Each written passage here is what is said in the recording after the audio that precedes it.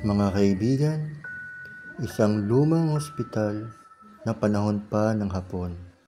May kaluluwang hindi matahimik sa loob mismo ng lugar na ito. Taong 1960 nang giniba itong lumang ospital. May maraming nagsasabi rito na may isang white lady na nagpapakita at hindi matahimik hanggang sa ngayon. Kaya sinubukan namin na tumawag kung may naninirahan pa ba sa loob ng bakuran na ito, hanggang nakilala ko si Tatay Ramon na siya mismo ang naninirahan dito. Nakitaan naman ng white lady sa punong yan. Bali ang ano dyan, makikita dyan, dampasan nandito, papunta dyan sa looban na to. Tapos bigla na lang sila mawawala. Minabuti na rin namin na pumasok kami sa mismong bakuran kung saan naninirahan si Tatay Ramon. Sabi ko, ayun nga may fountain pa yan eh. Ayan mga haligi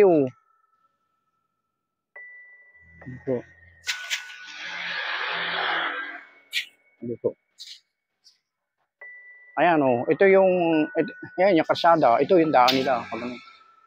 Ito yung baha, ito yung pinakang main na hagdan. Ayan yun. Dito sa hagdanan na ito, madalas nagpapakita ang babaeng nakaputi. Ito nga, makikita mo nga, antik na nga yan. Anong yan eh.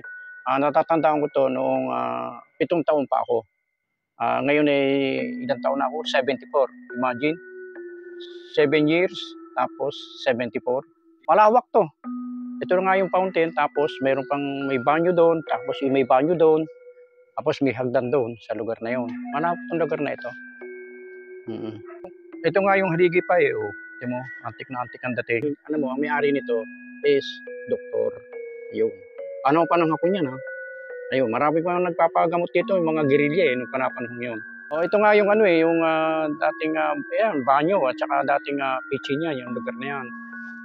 May nakita akong isang silong na bigla akong kinalibutan. Siguro yun na nga yung white lady na nagpapakita at nagpaparamdam. Kaya sinubukan namin pumanik sa second floor at ito ang aming nakita. Isang lumang lababo na ilang taon nang lumipas. Ito lang yung kaisa-isang ospital na itinayo noong panahon ng Hapon. Ito yung dating kusina. Ngayon, siguro sa katagalan ng panahon talagang nangasira na. Tsaka makikita mo nga itong lugar na ito. Tinan mo, tingnan mo naman ang style niya. Talagang antik na antik. Ang style ng dating. Yan likod dyan, banyo pa rin. Bali isa, dalawang banyo. Medyo magagabi na. Pag-aalas 6 na kasi ng hapon nung nagpunta kami rito. Gusto pa namin itong libutin, kaso magagabi na. Delikado daw kasi kapag inabutan ka na dito ng dilim. Yun ang sabi sa akin ni Tatay Ramon. Kaya dali-dali na rin kami umuwi.